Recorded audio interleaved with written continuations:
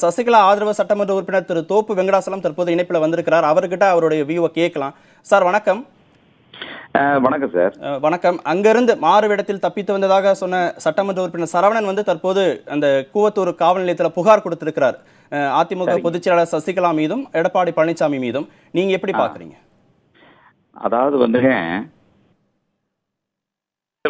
விருப்பத்திற்கெனக நாங்கள் ஒரு கட்டுப்பாடு இருக்கிறோம். இப்போ சட்டமன்ற உறுப்பினரை பொறுத்த வரைக்கும் ஹலோ நீங்க தொடர்ந்து பேசலாம், இணைப்புல தான் இருக்கீங்க. சட்டமன்ற உறுப்பினரை பொறுத்த வரைக்கும் எங்களுக்குள்ளேயே நாங்க ஒரு கட்டுப்பாடு. இப்ப இருக்கக்கூடிய சூழ்நிலையில நான் சொல்லக்கூடிய கருத்து, அண்ணா திராவிட முன்னேற்ற கழகத்தை பொறுத்த வரைக்கும் இந்த இயக்கத்தை மீண்டும் ஆட்சி பொறுப்புல அமர்த்த வேண்டும் என்று சொன்னால், இப்போ நீங்க அவங்க கிட்ட மெஜாரிட்டி பழங்களை 10 பேர், அங்க 10 எம்எல்ஏ இருக்காங்க. இங்க மெஜாரிட்டி எம்எல்ஏ 126 எம்எல்ஏ இருக்கிறோம். இந்த 126 எம்எல்ஏல நம்ம குறையாம அப்படியே நீங்க கவர்னர் கிட்ட நாங்க அங்கீகாரத்தை கொடுத்தால் மட்டும்தான் ஆட்சி அமைக்கக்கூடிய வாய்ப்பு எங்களுக்கு கொடுப்பாங்க. நாங்க மீண்டும் ஆட்சி அமைக்கக்கூடிய அம்மாவுடைய ஆட்சி தமிழ்நாட்டில் அமைக்கணும்னு சொன்னா எங்களுக்குள்ள ஒரு ஒற்றுமை வேணும், கட்டுப்பாடு வேணும். அதனால எங்களுக்குள்ளேயே ஏன்னா அந்த ஆட்சி எப்ப போயிடாது, ஆட்சி போனா நம்ம ஆட்சிக்கு நம்ம ஒரு தேர்தலை திணிக்கிறதோ அல்லது இடையில அவங்க ஆட்சி அமைக்கலாம்னு வர்றதோ. சட்டமன்ற உறுப்பினர்கள் அவங்களுடைய விருப்பத்துக்கு மாறாக அங்கே அடைத்து வைக்கப்பட்டிருக்கிறார்களே அப்படின்னு தொடர்ச்சியாக பொதுவெளியில இந்த மாதிரி தொலைபேசி வழியாகலாம் நீங்க வருகிற போது கேட்கிற போது, இல்ல சுய விருப்பத்தின் அடிப்படையில தான் அவங்க தங்க வைக்கப்பட்டிருக்கிறாங்க, குடும்பத்தாரோடு எல்லாம் தங்க வைக்கப்பட்டிருக்கிறாங்கன்னு திரும்ப திரும்ப சொல்லப்பட்டது. இல்லைங்க, திரும்ப திரும்ப நான் இப்போ அவருடைய புகார்ல அவர் என்ன சொல்றாருன்னா, இல்ல விருப்பத்துக்கு மாறாக அங்க தங்க வைக்கப்பட்டிருப்பதாக அவர் புகார்ல சொல்றத குறிப்பிட்டிருக்கதா அவர் சொல்றாரு. இதை எப்படி பாக்குறீங்க? நீங்க அவரை கேளுங்க. நீங்க அவர் இங்க இருந்தப்போ இவர் எனக்கு விருப்பம் இல்ல, எனக்கு இந்த இப்ப நீங்க இவங்க தலைமையில நாங்க ஆட்சி அமைக்கிறதுக்கு நான் ஆதரவு கொடுக்கறதுக்கு எனக்கு விருப்பம் இல்ல, ஆகவே நான் இங்கிருந்து நான் வெளியே போறேன்னு சொல்லி அவர் சொன்னாரா?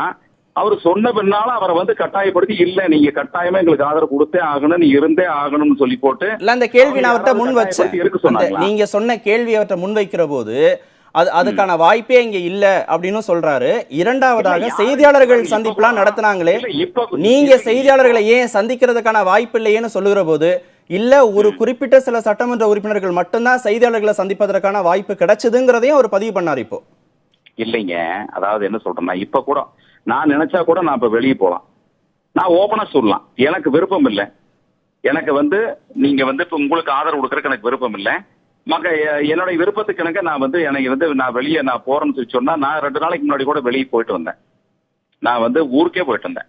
அதனால யாரு இப்ப சரவணன் எனக்கு கட்டாயமா இதுல விருப்பம் இல்லை அப்படிங்கிற கருத்தை இங்க எந்த இடத்துலயும் பதிவு செஞ்ச மாதிரி எனக்கு தெரியல. அவரு கொடுத்திருக்கிற புகார் இது ஒரு தவறான முன்னுதாரணம் நான் நினைக்கிறேன்.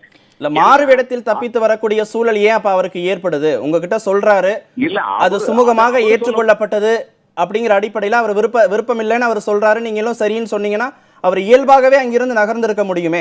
மாறுவேடத்தில் தப்பித்து வந்தேன்னு அவர் பொதுவெளியில சொல்வதற்கான தேவை எங்க உருவாகுது?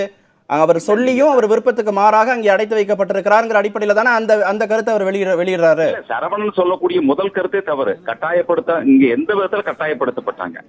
அதாவது நீங்க கட்டாயம் இருந்தாகணும், கட்டாயமா நீங்க இவங்களுக்கு தான் நீங்க வாக்களிச்சாகணும், நீங்க இவங்களுக்கு தான் அமைச்சரவை அமைக்கிறதுக்கு ஆதரவு கொடுத்தாகணும் கட்டாயப்படுத்தினாங்களா?